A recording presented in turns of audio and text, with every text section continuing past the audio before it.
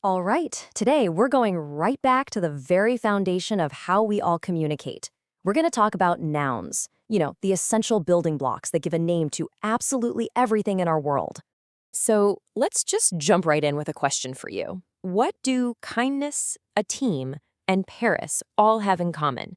I mean, they seem totally different, right? One's an idea, another's a group, and the last one's a city.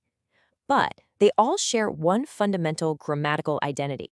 And the answer is they're all nouns, simple as that. A noun is just the name of a person, a place, a thing, or an idea.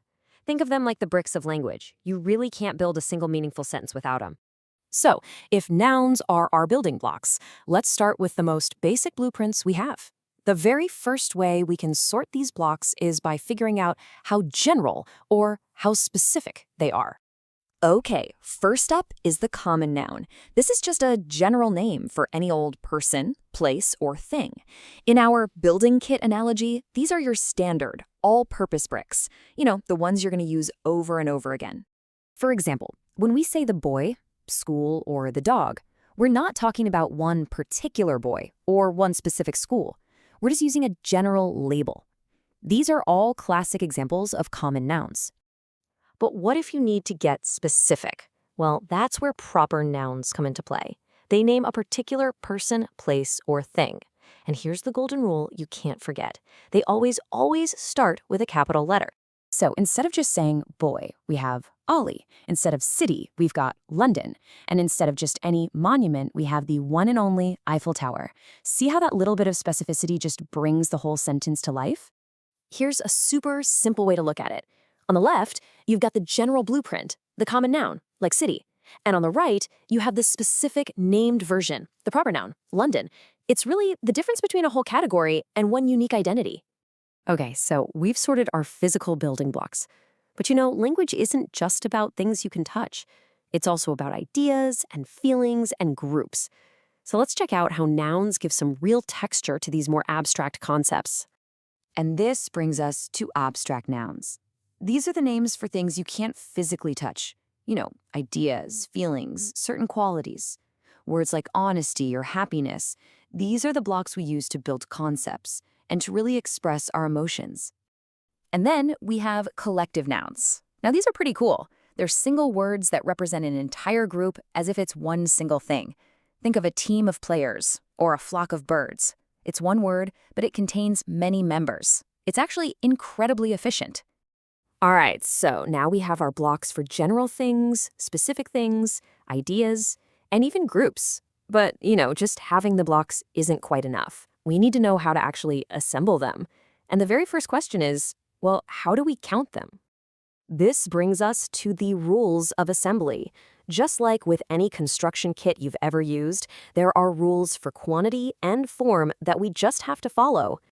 So the first rule of assembly is all about quantity. Some nouns are countable. You can stick a number right in front of them, like 3 books. But others are uncountable, like milk or rice. You'd never say 1 milk, right?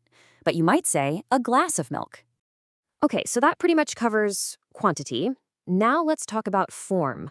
For all those nouns we can count, how do we show that there's more than one? The most common way, by far, to make a noun plural is with regular nouns. You usually just tack on an S or an ES to the end. Cat becomes cats, box becomes boxes. Pretty simple stuff. But oh boy, does English love its exceptions. Irregular nouns totally break that standard rule. Instead of just adding an S, their spelling completely changes. Child turns into children, and man becomes men. You just have to memorize them. Think of them as the weird custom pieces in your kit. All right, we are on the home stretch now. We've covered the different types, the quantity, and the form. There's just one final layer of identity left to explore, this concept of gender. Now, when we talk about gender for nouns in English, it's actually pretty straightforward. It's not like some other languages that have really complex rules. It's usually just about whether the noun refers to something male, female, either, or maybe something that isn't even alive at all. So we have 4 main categories here. Masculine and feminine are for male and female beings. Common gender can be either, like a student or a teacher. And then neuter is for all the non-living things, like a book or a table. Easy enough? So look at that. We've come full circle. We started with this super simple definition, and now we can see just how much detail and structure is really packed into that one little idea. So, let's do a quick recap of the blueprint. We've figured out how to sort nouns by type, we've understood the rules for form and quantity, and we've even classified them by gender. That's pretty much the entire noun toolkit right there. So, why does all this matter? Well, because with these building blocks, you now have the power to name and describe your entire world with so much more precision and creativity. So I'll leave you with a final thought to chew on. If you could create a brand new noun for a feeling, an object, or some idea that doesn't have a name yet, what would it be? Thanks for hanging out with me for this explainer.